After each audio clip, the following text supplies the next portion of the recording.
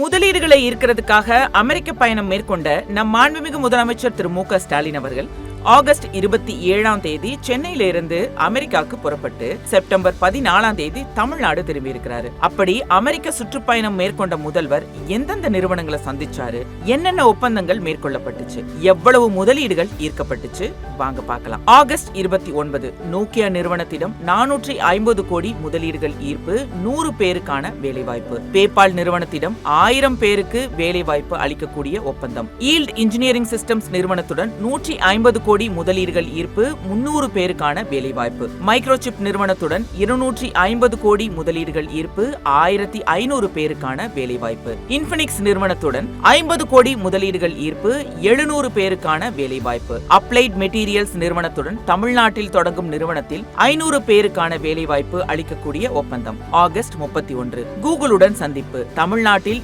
AI ஆய்வகம் நிறுவுவது குறித்து புரிந்துணர்வு ஒப்பந்தம். மைக்ரோசாப்ட் நிறுவனத்துடன் சந்திப்பு, தமிழ்நாட்டில் தொழில் முதலீடு செய்ய அழைப்பு. ஆப்பிளுடன் சந்திப்பு, தமிழ்நாட்டில் தொழில் முதலீடு செய்ய அழைப்பு. செப்டம்பர் 1 ஓமியம் நிறுவனத்துடன் 400 கோடி முதலீடுகள் ஈர்ப்பு, 500 பேருக்கான வேலைவாய்ப்பு. செப்டம்பர் 4 ஈட்டன் நிறுவனத்துடன் 200 கோடி முதலீடுகள் ஈர்ப்பு, 500 பேருக்கான வேலைவாய்ப்பு. அஷூரன் நிறுவனத்துடன் சந்திப்பு, முதல் உலகளாவிய திறன் மையம் சென்னையில் அமைய உள்ளது. செப்டம்பர் 5 ட்ரில்லியன் நிறுவனத்துடன் சந்திப்பு, 2000 கோடிக்கான புரிந்துணர்வு ஒப்பந்தம். நைக்கி நிறுவனத்துடன் பேச்சுவார்த்தை, ஆப்டியம் நிறுவனத்துடன் பேச்சுவார்த்தை. செப்டம்பர் 6 விஸ்டியான் நிறுவனத்திடம் 200 கோடி முதலீடுகள் ஈர்ப்பு. விஷே பிரசிஷன் VPJ நிறுவனத்திடம் 100 கோடி முதலீடுகள் ஈர்ப்பு.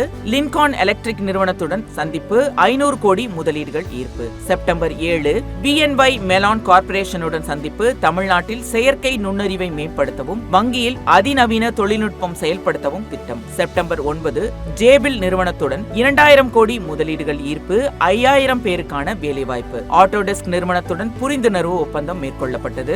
ராக்வெல் ஆட்டோமேட்டிக் நிறுவனத்துடன் 666 கோடி முதலீடுகள் ஈர்ப்பு, 365 பேருக்கான வேலைவாய்ப்பு. செப்டம்பர் 10 ஃபோர்ட் மோட்டார் கம்பெனியுடன் சந்திப்பு, தமிழ்நாட்டில் கார் உற்பத்தியை மீண்டும் தொடங்க அழைப்பு. இட்சர்வ் அலையன்ஸுடன் சந்திப்பு, தமிழ்நாட்டில் முதலீடுகளை மேற்கொள்ள அழைப்பு. செப்டம்பர் 11 கேட்டர்பில்லர் நிறுவனத்துடன் 500 கோடி முதலீடுகள் ஈர்ப்பு. செப்டம்பர் 12 RGBSI நிறுவனத்திடம் 100 கோடி முதலீடுகள் ஈர்ப்பு. மொத்தம் 7616 கோடி முதலீடுகள் ஈர்க்கப்பட்டிருக்கு. 11516 பேருக்கான வேலை வாய்ப்புகள் உருவாக்கப்பட்டிருக்கு. தமிழ்நாட்டுல இதுவரைக்கும் இல்லாத அளவுக்கு திராவிட மாடல் ஆட்சியில தான் அதிகப்படியான முதலீடுகள் ஈர்க்கப்பட்டு அதிகப்படியான வேலை வாய்ப்புகளும் உருவாக்கப்பட்டிருக்கு. இதன் மூலமா திராவிட நாயகனோட கனவான $1 ட்ரில்லியன் அமெரிக்க டாலர் பொருளாதாரத்தை கூடிய சீக்கிரமே அடைவோம் அப்படிங்கறதுல எந்த சந்தேகமும் இல்ல.